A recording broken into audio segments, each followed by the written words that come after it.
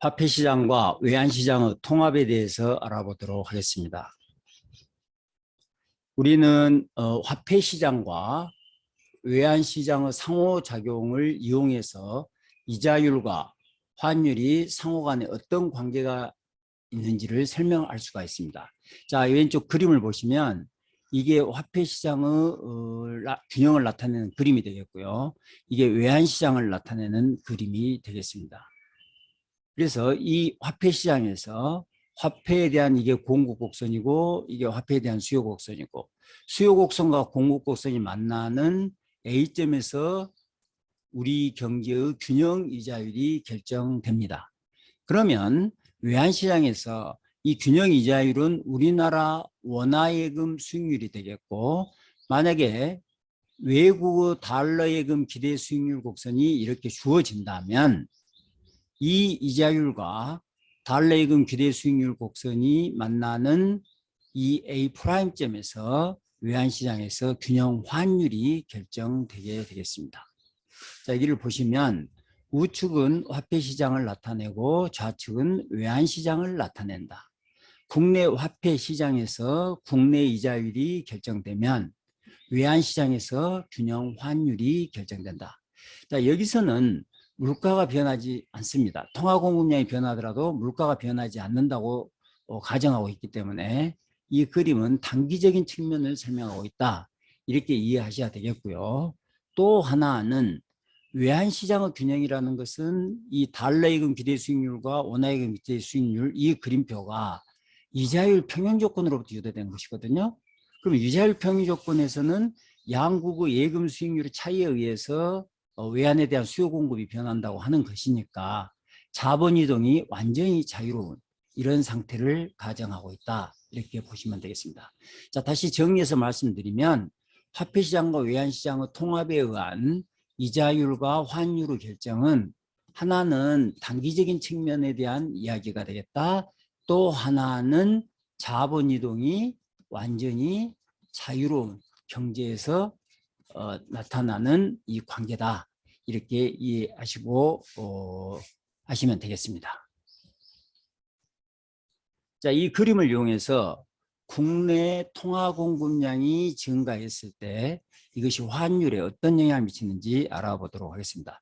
자, 이 그림을 보시면 여기가 초기 균형점, 여기가 초기 균형점, 그래서 균형 환율, 균형 이자율 이렇게 되겠습니다.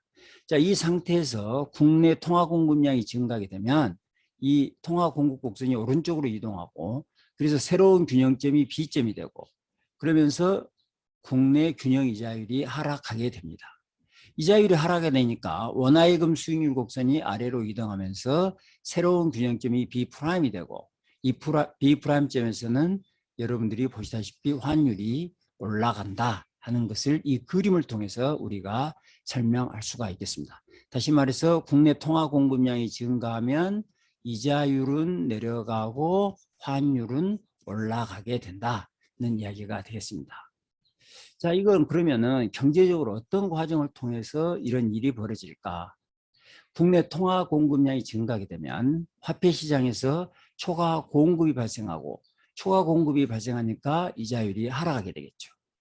자, 국내 이자율이 하락하면 상대적으로 우리나라 예금 수익률이 낮아지고 외국의 예금 수익률이 높아지면서 사람들이 외국 예금을 선호하게 되니까 달러를 가지고 밖으로 나가려고 하겠죠. 그래서 외환에 대한 수요가 증가하게 될 것이고 외환에 대한 수요가 증가하면서 환율이 올라가게 된다. 이처럼 올라가게 된다. 이렇게 이해할 수가 있겠습니다. 자, 그림을 통해서는 간단히 균형점의 변화를 통해서 결과를 확인할 수가 있겠고 어떤 과정이냐? 경제적인 설명은 이런 식으로 설명하시면 되겠습니다. 다음에는 외국에서 통화 공급이 증가했을 때 환율이 어떤 영향을 미칩니까? 외국에서 통화 공급이 증가하면 달러 예금 기대 수익률 곡선이 내려가, 여기가 지금 수익률 곡선이죠. 아래로 이동할 테니까 초기 균형점이 여기였다면 균형점이 A'에서 B'으로 이동하고 그러면서 균형 환율이 하락하게 된다. 우리나라 이자율에는 영향을 미치지 못하고 공급이 외국의 이자율이 수익률이 하락하게 될 것이고 이 수익률 하락이 환율을 갖다가 낮추게 될 것이다. 이렇게 우리가 볼 수 있겠습니다. 자, 그렇다면 어떤 과정을 통해서 이런 결과가 도출될까?